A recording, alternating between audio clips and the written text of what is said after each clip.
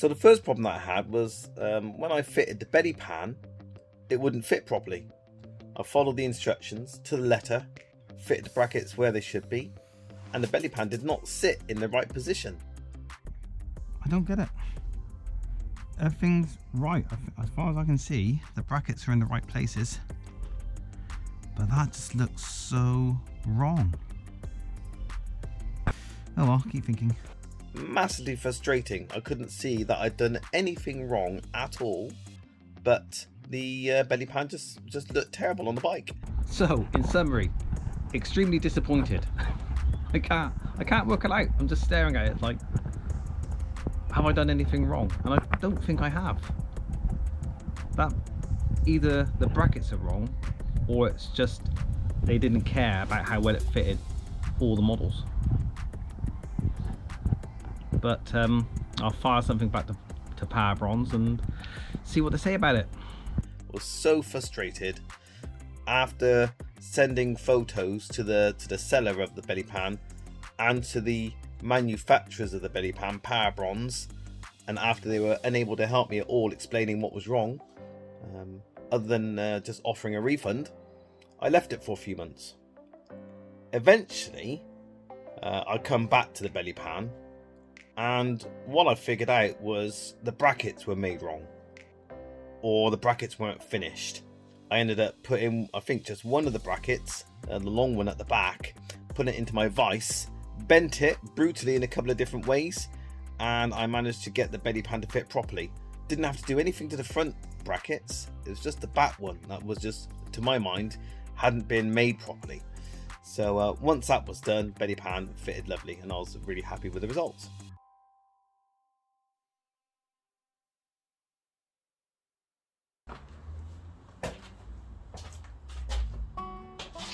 Hi folks, now when it comes to suspension, I count myself as a bit of a caveman. I think it comes from many years of owning badly maintained second-hand motorbikes. Anyway, I've got a Nitron shock on my Honda Bros, and I decided to reread the kind of user manual that came with it, and I realised my shock, I set it up in a bad way. I mainly set it up for ride height to lift the back end up on this Bros versus standard and kind of get it a bit more modern, a bit more on its nose. When I was in my cafe racer phase, that's passed me by now. And what I've realised is a couple of things. A, my preload is too high, wound in too tight, and B, my damping is too high as well. And I've figured out a couple of things to help me understand that. First thing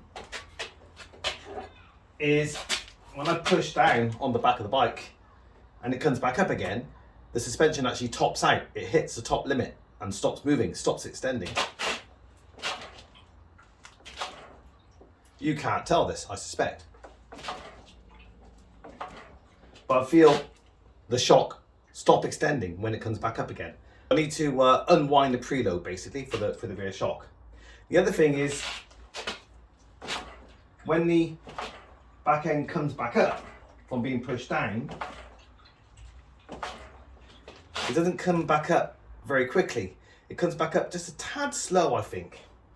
And what that means is when the rear wheel needs to rebound and extend after hitting a bump, it doesn't extend as fast as it should do, in my understanding. Therefore, that affects the ride quality and makes the bike less stable than it could be. It's all about finding grip, and if the wheel's slow to extend, it can't find the grip that it wants. So I need to do a couple of things. A, adjust the damping, loosen it off somewhat. I'm not even sure where it is in the range. It's probably been about 3 or 4 years since I've adjusted it. And B, wind off the preload and yeah, try and get the suspension working a bit better. So there is the rebound adjuster. I'm not sure where it is on its setting. Again, it's been several years since I last adjusted it, so we'll do that. But the preload collar, you can't see it very well. Yeah, there. They're a bit hard to get to. The instructions say to increase damping on the shock, this little adjuster should be turned clockwise. Well, you're looking at the shot like me. What's clockwise? You know, which way around is that? To me, if I imagine looking down from the seat down into this shock, then clockwise means going that way, kind of spinning this collar towards me and then away from me that way. That says clockwise to me. But on a picture of the shock, that seems to point in the negative direction, i.e. loosening the damping or reducing the damping. So I don't know which is right. So the only way to find this out really is put it at one end of the adjustment, at one extreme, get the bike back off the stand and feel it. And then we'll take it from there. I turned it clockwise on that preload collar, damping collar. The suspension manual says that increases damping, but no, it's not. I'm just going to find out how many clicks I've got in total and find a sweet spot. 1, 2, 3, 4, 5, 6, 7, 8, 9, 10, 11, 12, 24. On the 24th click, it wouldn't go any further.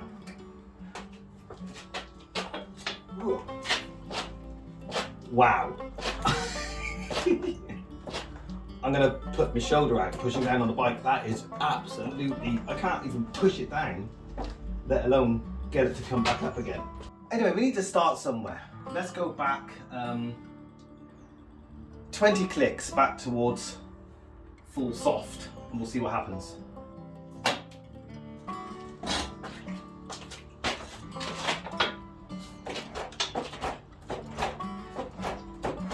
It's coming back really quick. Can you hear the bike now? The shock topping out when it comes back up, so preload is the other thing I've got to sort out. It comes back up as fast as I push down, which is what you want, but you don't want it to be so soft that the spring's really in control of what's going on the shock and the bike's just boinging all the time. So let's take off a couple of clicks and see if I can make a difference.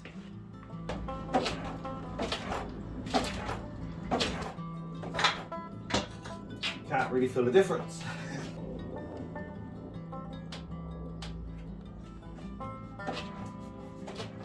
Okay, it's harder to push down now, but it seems to come back up at the same speed.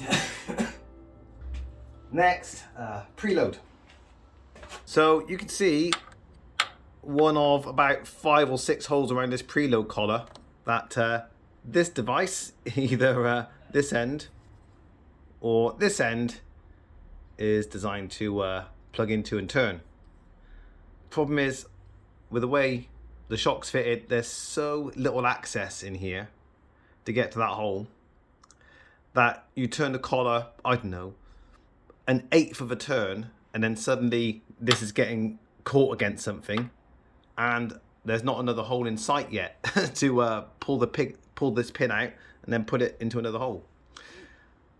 So the shock should come off, but I'll give it about 30 minutes of my time and just see if I can actually do some adjustments. I've basically turned that one hole about 1/2 centimetre, and I was like, I cannot see any other holes yet, so I'm a bit stuck. Excuse me. So what I'm going to do, I think, is take off the top bolt, the top mount. That'll drop the back wheel, drop the shock, and hopefully give me some access to adjust the preload. So yes, the bolt is out. The eye of the shock is just kind of there. But in terms of access, it's not really any better. I can't move the shock at the moment very far and round and about to get hold of the eyes on the preload collar. So the struggle continues. Ultimately, I think the shock's going to have to come out of the bike, but I'd rather not go there if I can help it. By the way, there's only 10 threads showing above the collar, and there's loads of threads below which I'm not going to be able to use, because that's screwing the collar down is going to increase the preload. I need to go up, and there's only 10 threads to play with. You know, it might make a big difference. 1 or 2 threads might make a big difference, but I don't know until I try it. So yeah, that's why I don't want to take the shock off. What if I go 5 threads put the shock back on, it makes no difference at all. Or no appreciable difference. Then I've got to take the shock off again. Anyway, I'll keep trying to find a way in for my little adjusting tool. Right, I have an idea. Because my bike is amazing, I can just loosen that nut off, well, remove the nut and take the rear wheel off this side of the bike. I don't have to do anything to the left hand side, and that'll allow the swing arm to drop and should free up access to the shock. I bloody love this bike. Okay, so the silencer had to come off as well, but the back wheel is now out, but I still haven't got a lot of access to the preload collar on either side, which is a shame. It's really quite tight up here. The good thing though is, potentially now, if I want to adjust ride height, I can actually rotate this shock. So without actually undoing the bottom bolt, I can now adjust the how much this thread is showing, which adjusts the ride height. I don't want to do that yet. I'm miles away from doing that, but I just need to try and get into this preload collar at the top. So I'll go away, keep trying to access it, and I'll see if I can reduce some of those 10 threads that are showing at the top. Yeah, look at all these threads down here. Obviously, no chance of using any of those. It's just that top 10 I'm messing about with. I have failed. I cannot get enough clearance to get onto this collar and turn it. I just can't. So I thought, well, there's nothing for it. Then I'm going to have to undo that Allen bolt and remove the shock. Well, slight problem. I've been trying to do that, and I have twisted this Allen key trying to loosen that bolt, and I broke this Halford's Professional Allen bolt socket thing. So that is seized in there, or I haven't got the equipment to take it off. I can't put enough leverage on it. So that means really buying an impact driver. But in order to get into that bolt, to get an impact driver in there, I have to take off the footrest which the Aberstand is using on that bolt. So I'm going to have to put the wheel back on, get the bike on its wheels, get it off the stand, take off the footrest, put that bolt back in, put it back on the stand, take the wheel off, buy an impact driver, don't know how much they cost, and then I can probably attack that bolt. That's loose.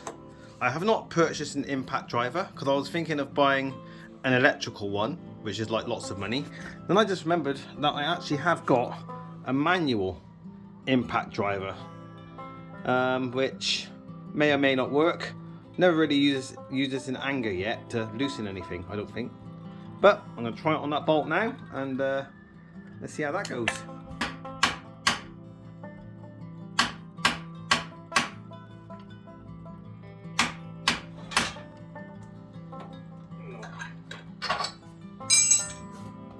So I'm screwed. So I think I need an electric one, and I've got no idea whether that makes a difference, whether that makes things easier really. Looks like it on the videos. And with a bike this old, having an impact driver handy is probably not a bad thing. What is supposed to be happening here?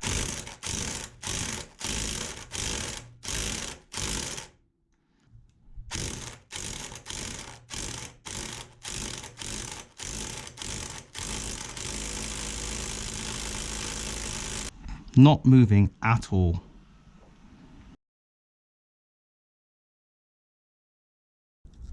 The next step then, yeah, get the fuel pump moved and see if I can access the preload collar any better. There you go, you're out of the way. Okay, so we have a tiny bit more clearance now. Yes, well, it has turned.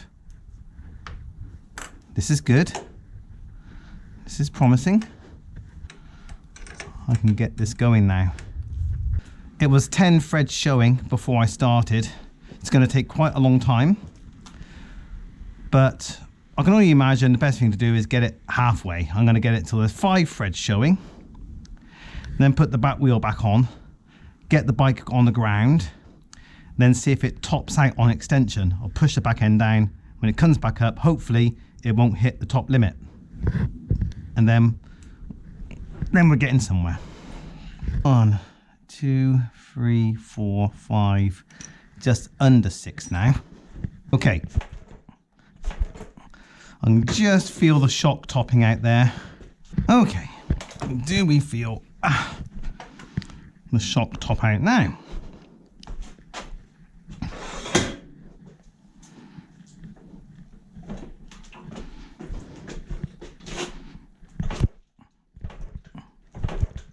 No, that'll do. Good morning. Well, yesterday I took the Kawasaki out for a quick post-Christmas, pre-New Year's Day ride, and my intention was to take this out, take this out, and take the BM out. I was going to ride all 3 bikes in one day.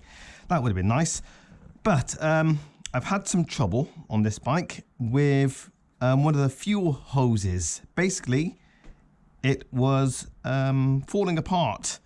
I'd already shortened a fuel hose under the tank because the hose had split and it was leaking fuel. So I shortened the hose, refitted it. The shortened section split as well. So the pipe was just too old. You know, it's over 30 years old. So I replaced it. I had a fuel hose, a spare one. But it was a real struggle getting the new fuel hose over the outlet of the fuel pump and onto the carb. It involved a lot of hot water to kind of expand the pipe, stretch it, make it more pliable, and then getting the cable clips, the hose clips into the right place. It literally took about 3 hours to fit the hose. It was draining, but the hose is on now. I didn't start the bike last night because by the time I finished that, it was gone 10 o'clock. So my plan now is to start the bike and see if it's going to piss out fuel anywhere, which I suspect it might, because I don't think I've done a good enough job of getting the hoses on the carb and the fuel pump. I reckon I've left little gaps because I just ran out of strength. I just couldn't push the pipes onto the outlets or inlets any further. I did as much as I could, tried as hard as I could, and I'm just not sure if I've done a good enough job. Anyway, let's turn the fuel on and start the bike, and then with my torch, my light, I'll see if any fuel's coming out where it shouldn't be.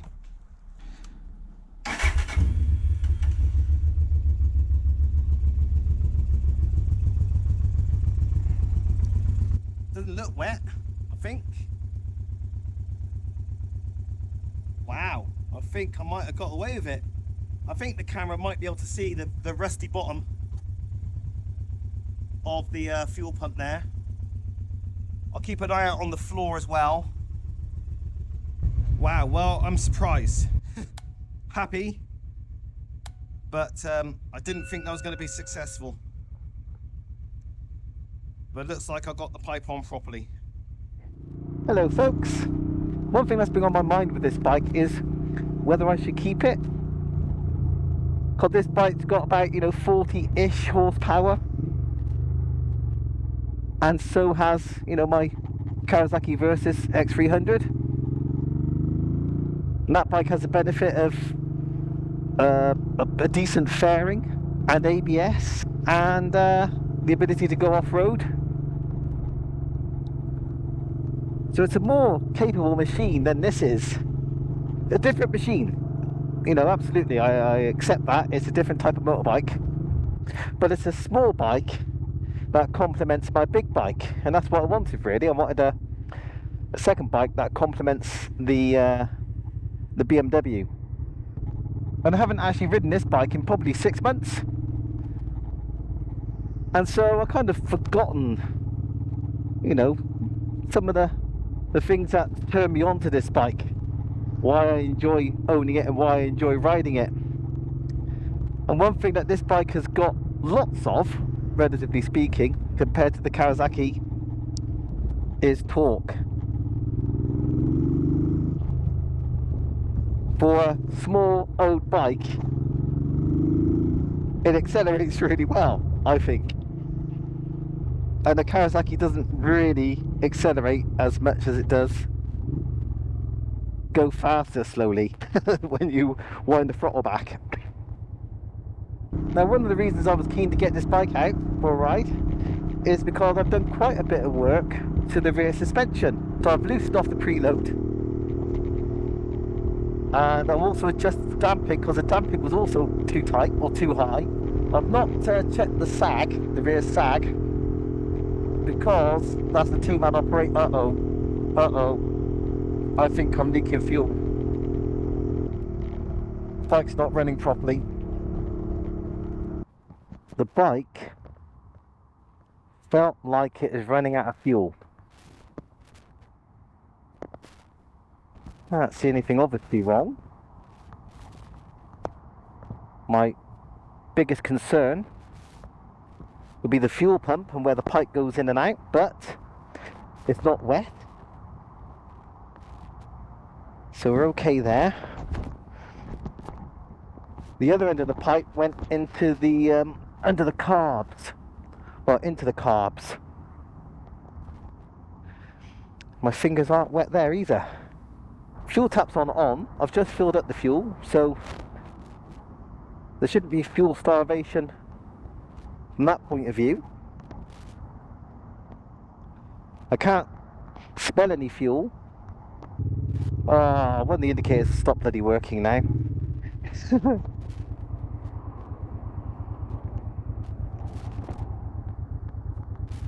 I've just hit the headlight and the indicator started working.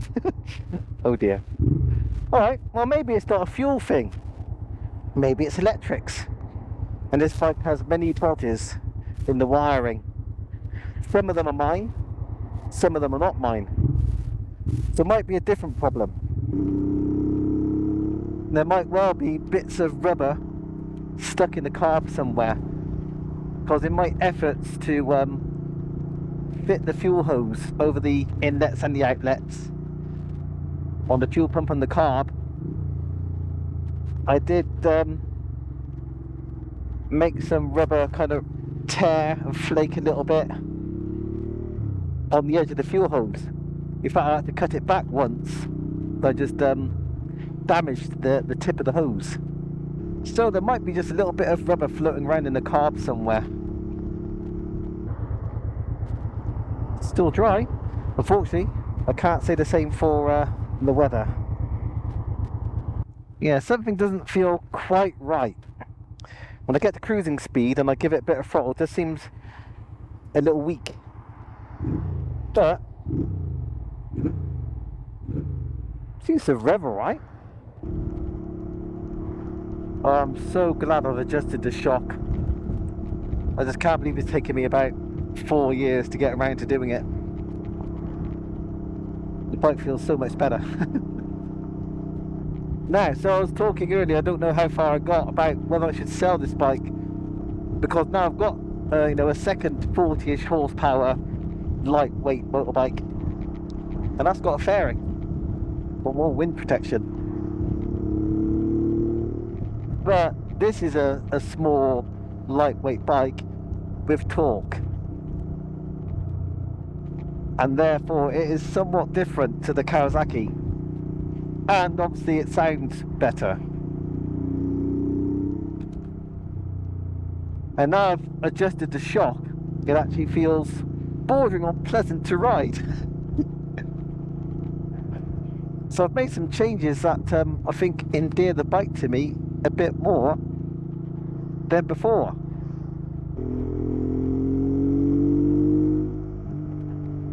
And although this bike still does vibrate quite a lot, especially after 5,000 RPM, which I've complained about before, it feels a lot quicker than the Kawasaki. Oh, you might notice also I've taken off that little kind of fly screen above the headlights. And that's because ultimately I realise it looks terrible, it looks cheap.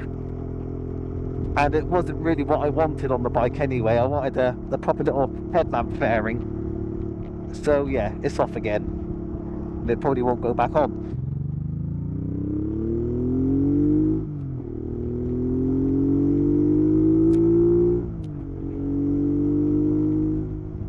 It accelerates well enough. It accelerates at the full throttle. It's just kind of when you're at a speed and then you try to accelerate a bit more, that's when the bike seems to hesitate a bit. But generally, when it's not hesitating, it feels alright. Done it again, doing it again, doing it again. Just right now, I'm holding it on a constant throttle and it's just cutting in and out slightly. But I imagine if I now open the throttle, the bike will accelerate okay. Yeah. So that's interesting. Who knows? I don't know enough about carbs, but I suspect. Well, I just don't know. I'm just going to shut up. All I know is it wasn't happening before I fitted this hose. But overall, I'm glad to be back on the bike again. It's been quite a while, and it's made me realise that I don't want to sell this bike. I like the emotions it gives me. So yeah, little Honda's not going anywhere. Because the back end is behaving itself, I think I can feel that the front's absorbing bumps as well, which I couldn't tell before. Because by the time the front had done something and gone over a bump, the back then kind of thumped over a bump, and it just confused everything that I was trying to sense about the bike. So I think front suspension is decent. Sun's out. I'm actually gonna go down the dual carriageway here and just see if the bike's still misbehaving. That's interesting. I'm holding constant throttle, coming off and winding it on slowly.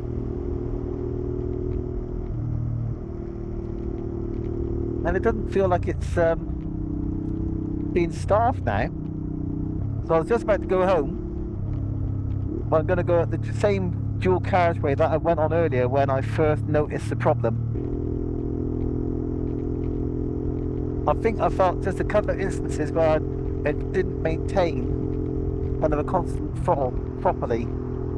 But it seems better behaved now than it did first time when I was on this road. I might be getting away with this, you never know.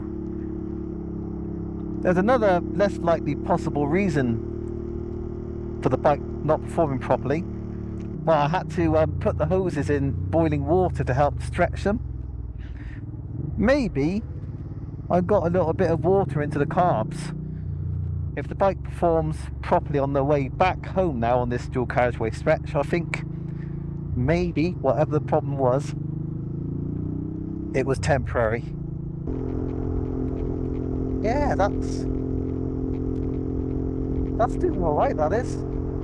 I think the bike's riding normally. Woohoo! I think the bike has fixed itself.